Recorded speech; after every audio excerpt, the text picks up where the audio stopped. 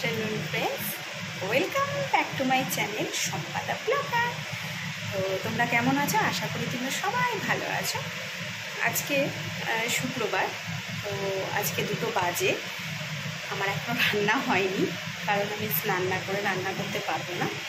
তো যথাযথি এখন প্রায় হয়েই এসছে রান্না, ভাত হয়ে গেছে, ডাল সম্বারও দিয়ে দিয়েছি। চলো তোমাদেরকে দেখাই কী কী আজকে রান্না করবো।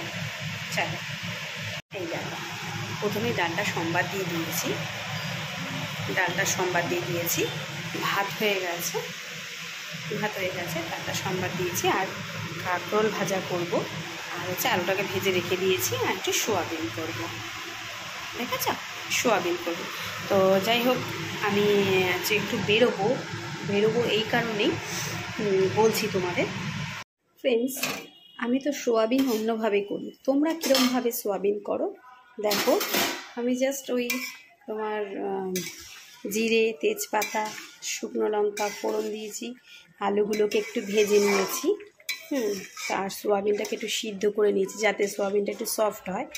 তো তোমরা কিভাবে করো? অনেকে আছে পেঁয়াজ রসুন দিয়ে করে, তো আমি তো পেঁয়াজ রসুন আজকে খেতেই পারবো না, প্রথমেই তোমাদের বলেছি। তো যদি তোমাদের কাছে জানা থাকে যে নিরামিষ সোয়াবিন এর চাইতে আরও ভালো কিভাবে করা যায়, দেখবে নিরামিষের না কি রান্না করব, কি করব, টেস্টি না হলে খেতেও চায় না। তো সেই জন্য আমি ভাবলাম তোমাদের সাথে একটুখানি জিজ্ঞাসা করি। তোমরা তো সবাই জানো যে কীভাবে সোয়াবিন রান্না করে আরও বেশি টেস্ট হয়। তো প্লিজ তোমাদের যদি একটু জানা থাকে আমাকে একটু কমেন্ট করে জানিও, কারণ আমার সোয়াবিন আমি যতবারই করেছি ততবারই তোমার নিরামিষভাবেই করেছি। তো তোমরা প্লিজ আমাকে একটু বলে দিও যে এর পদ্ধতি কী আছে আরও ভালো টেস্টি হবার জন্য। তো কমেন্টে একটু জানিও প্লিজ, খুব উপকৃত হব বন্ধুরা। আমি একটু হসপিটালে যাব, কারণ আমার যা হসপিটালে অ্যাডমিট হয়েছে।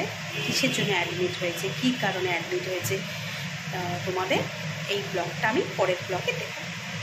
তো তোমরা সবাই ভালো থাকো, সুস্থ থাকো, আর আমার ভিডিও যদি তোমাদের ভালো লাগে প্লিজ সাবস্ক্রাইব করে দিও, ফলো করে পাশে থেকো।